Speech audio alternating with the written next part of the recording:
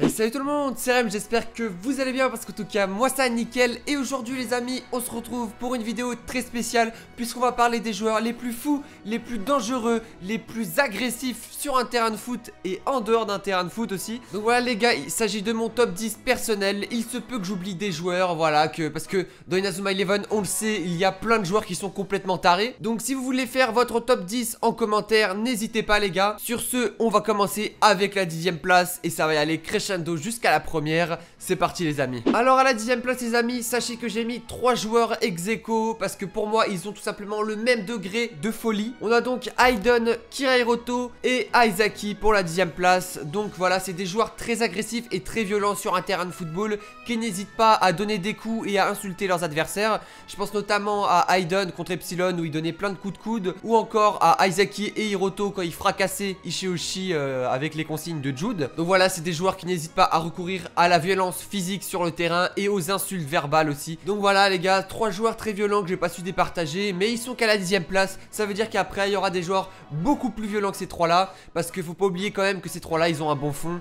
et c'est pour ça que je peux pas les mettre plus haut. À la 9e place les amis, j'ai mis le joueur Bashlancer, le capitaine des ogres. Alors lui c'est un malade aussi, je me rappelle d'une action où il avait tiré dans la tête de Kevin Dragonfly à bout portant.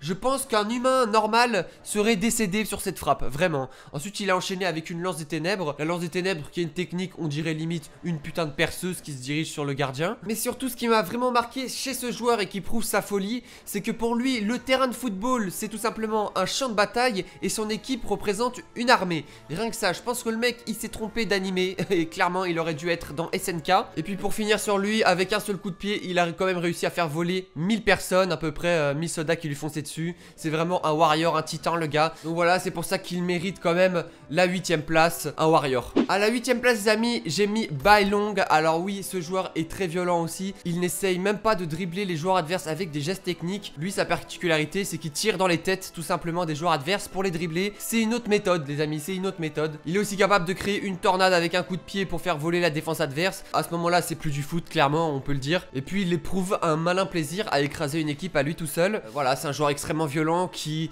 fonce tout droit sans réfléchir. C'est pour ça qu'il mérite la 8e place les gars. Maintenant on va passer à la 7e place. Du coup à la 7e place maintenant j'ai mis Kozumaru dans Orion. Vous vous posez peut-être la question pourquoi je l'ai mis à la 7e place. Et bien tout simplement parce que c'est l'un des seuls, je pense en tout cas, d'après mes souvenirs, à s'être pris un carton rouge dans Inazuma Eleven. Alors pour se prendre un carton rouge dans Inazuma Eleven, il faut le faire hein, parce qu'on a vu des gens hyper fous.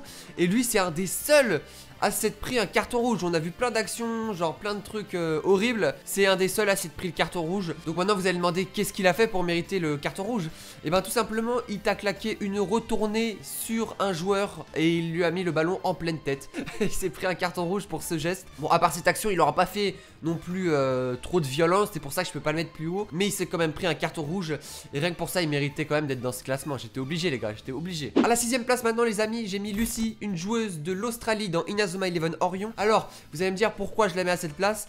Et bien tout simplement parce que c'est une joueuse qui est rentrée juste pour planter des gens. Genre vraiment elle est rentrée, son coach l'a fait rentrer. Il lui a dit toi tu vas planter telle personne, telle personne. Elle avait une espèce de lame cachée dans ses chaussures et elle était là juste pour planter les joueurs d'Inazuma Japon. Elle a notamment planté Sakanoe. Elle a planté quelqu'un, ouais. On se demande ce qui se passe maintenant dans Inazuma. On a le droit de planter des joueurs sur le terrain. Ok, donc voilà, après c'était fait rapidement calmer. Mais quand même les gars, quand même, planter quelqu'un quoi. Bon, on passe à la 5e place maintenant. À la 5e place maintenant nous avons un joueur extrêmement dangereux. Et c'est pas le protocole Omega qui dira le contraire. Il s'agit de Zanark Avalonic. Alors lui il faut savoir que c'est un criminel de rang S qui s'est échappé du futur. Donc voilà, il a pour habitude de contrer les plans d'Eldorado. D'ailleurs il avait fait un contrôle mental sur le protocole Omega 3.0 où il leur avait tous réglé leur compte et il les avait tous contrôlés mentalement. Alors lui il paraît que pour Bailong il ne se pose pas de questions. Il fonce en ligne droite, il n'essaie pas trop les gestes techniques. Et puis aussi ce qui lui rajoute un petit côté de folie en plus, c'est qu'il est persuadé d'être le meilleur joueur de tous les temps et il veut le prouver à tous les gens qui pensent le contraire.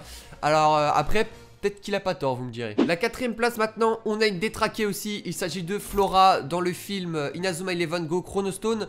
Donc pour ceux qui ne l'ont pas vu, je vous invite à aller le voir. Alors Flora, faut savoir qu'elle a réussi à manipuler tout le monde, ses 2 frères et tous les joueurs d'Inazuma Japon, vu qu'elle s'était fait passer pour une gentille au début. Alors Flora, il faut savoir que c'est une fille qui est capable de supprimer un monde, rien que ça, et sans faire exprès, elle a supprimé son propre monde. Donc voilà, j'espère pas vivre dans le monde de Flora un jour. Donc pour se venger de cela, elle a décidé avec ses frères de supprimer le monde d'Inazuma Eleven et d'un autre monde qui s'appelle les LBX. D'ailleurs, une scène qui m'a vraiment marqué de Flora, c'est un moment vers la fin du film, elle va envoyer ses frères dans un mur, mais d'une violence inouïe. Elle aurait pu les tuer, hein, limite. Hein. Ils ont survécu, je sais pas comment, je pense que c'est des Saiyans le truc. Donc voilà, Flora, une personne qui n'a pas hésité à manipuler ses frères pour arriver à ses fins et qui n'a pas hésité aussi à les envoyer à 200 km/h dans un mur. Elle mérite la 4ème place. On va voir maintenant la 3ème place, les gars. À la 3ème place, j'ai donc mis Ichiyoshi Hikaru de la première partie de Inazuma Eleven Orion, parce qu'après il s'est calmé. Mais en tout cas, celui de la première partie, c'est un taré. Il a limite voulu supprimer tous les joueurs d'Inazuma Japon qui étaient dangereux. Moi, je me rappelle, il a fait exprès d'aveugler Axel pour qu'il se prenne littéralement un gros tacle. Il a aussi réussi à écarter Jude de l'équipe en faisant semblant qu'il ait des produits dopants dans ses affaires. Il a tiré un ballon avec un pic sur Marc. Heureusement, il a pu l'éviter au dernier moment, mais il aurait pu clairement le blesser. Bref, c'est un joueur qui a tout fait pour détruire une équipe de l'intérieur, quitte à blesser ou à tuer limite les joueurs. Il n'avait aucune race à ce moment-là. Après, il s'est calmé par la suite.